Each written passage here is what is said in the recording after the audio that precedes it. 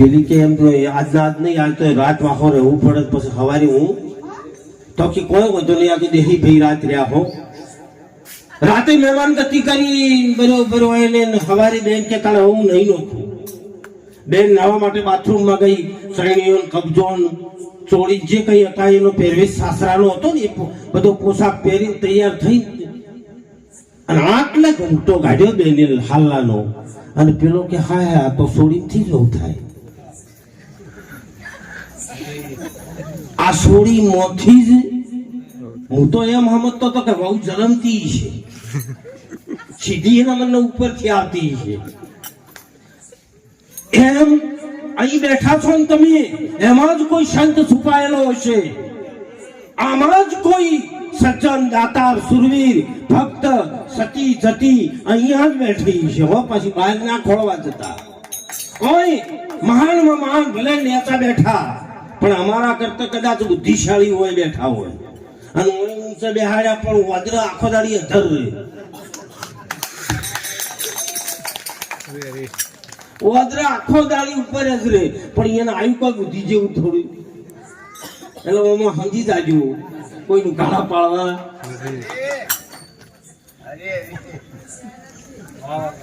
સજ્જન સજ્જનતા કદી ન તજે, દુર્જન તજે ન ઝેર, સાકર ગણપણ કદી ના છોડે, અને સોમલ તજે ન ઝેર. હાકરને વાટી નોખો, પથરાથી લખોટી નોખો, એને પોણીમાં ઓગાળી નોખો, એના હાથ ગાળીને ગળી નોખો, પણ એની ગળપણ છોડતું નથી. એમ નીચ ઉતરેલો અને નુગરો માણસ મરે ત્યાં સુધી એનામાંથી ઝેર ના જાય, ના જાય, ના જાય ને ના જાય. કેમ કે એના લોહીમાં ઝેર હોય. એમ અહીંયા બેઠા છે એ સંત, મને અહીં સંત કોઈ નજરે આયા કે અહીં સંત છુપાયેલા છે, પણ આ ભગીરથ કાર્ય અમને કર્યું છે ને એમના લીધે આજે આ ભક્તિને બહાર લાવવાનો મોકો મળ્યો છે. વસંતભાઈના ઘરે હું આવેલો 12 મહિના 2 વર્ષ પહેલો, પણ ત્યારે કદાચ બધા હોય ના હોય, પણ આ ગામ કોઈ સંતોના પગલા, આ ગામમાં કોઈ સજ્જનોના પગલા થયા હોય. હમણાં બાપા હોય નાચતા હતા ને રામદેવજી મહારાજના જૂના પૂજારી, જો એમનું શરીર અશક્ત હોવા છતાંય કેટલા એ આનંદ કરી રહ્યા હતા. નકર શરીર કોઈ ટક્કર ઝાલા એવું છે. અને મારા જેવા બેઠા જોક નાચે જોક, પણ નાચવા વાળા નાચી નો લઈ ગયા, જોવા વાળા હા તો જે ઊંચાથી કાંઠા થઈને કૂદકો મારો એનું કોમ છે. એમ ભક્તિમાં તમે કાંઠા થઈને ભલે જગત જેમ બોલવું એમ બોલે. અમે જાતે આહેડા મેં ભજન કર્યું, આ બધા મારા ગામના જ છે. પૂછી જો, હું નાનો હતો ભજનમાં જતો, આખું ગામ ને એવી 4-5 ડોસીઓ તો ચેડે થયેલી ને. હા માં મોઢે અમણ કે માગણ ટોળકી હેડી, આવું મોઢે ક્યાંથી, પણ કે આપણે, પણ એના સામે આપણે વશો ના કાઢે તાણ. જો એના સામે વશો કાઢવા જઈએ તો આપણે આજ પહોંચ્યા ને એ ના પહોંચાવું. આપણે કંઈક મેળવવું છે તો સહન કરજો, બોલે એને બોલવા દઈએ, આપણે રામ ભજનમાં રહીએ. કોયલ અને કાગડો રૂપે રંગે એક છે, કોયલ કોને કહીએ, પણ કોયલને જો ઓળખવી હોય તો એની ભાષા ઓળખી.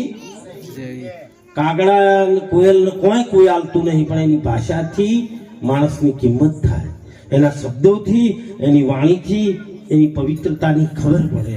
એમ આજનું આ ભજન છે એ ભજન શિરોમણ સંતો છે હોય, અને એવા સંતો આજ મળ્યા છે. શું વાત કરીએ આપણે.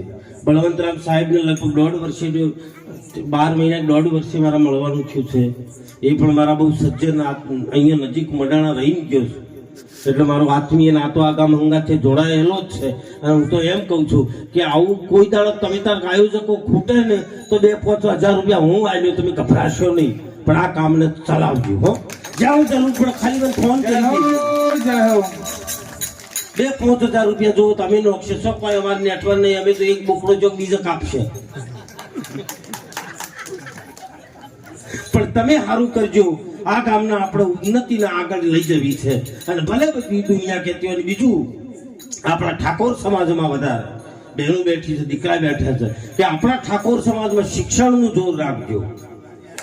હો, એ મારે અચૂક કહેવાનું છે. શિક્ષણ હશે ને તો જ ક્રાંતિ આવશે. બાકી જો તમારા બાળકોને નહીં ભણાવો ને તો તમારું બાળક બોલી નહીં શકે, આગળ નહીં જઈ શકે. એક બાજુ બાલિકોર ઓફિસની બહાર ઓમ થઈને ઊભું છે, સાહેબ મને સહી કરી આલશો, પણ જો ભણેલો હશે ને તો એ એમ નહીં કે સાહેબ સહી કરશો, કેમ નથી કરતા, આમાં સહી કરો સાહેબ. શું નડે છે તમને? એ બેંકનો પૈસા લેવા જશે ને તમારું બાળક ભણેલું તો થઈને એમ કહેશે કે સાહેબ જલ્દી મને આપો, એટલે સાહેબ કહેશે કે સર્વર ડાઉન છે, તો તમારું બાળક બોલશે કે ડિજિટલ ઇન્ડિયાના પાટિયા મારે છે અને અંદર જવાબ એવો મળે છે કે સર્વર ડાઉન છે, તો પાટિયા તમારા ઉતારી નાખો. એ બાળકને બોલવાની તાકાત આવી જશે. પણ જો ભણેલું હશે તો, બાકી નહીં ભણેલું હોય ને તો ગામમાં દુકાન વાળો, સામાન્ય ગલ્લા વાળો ઠગી લેશે.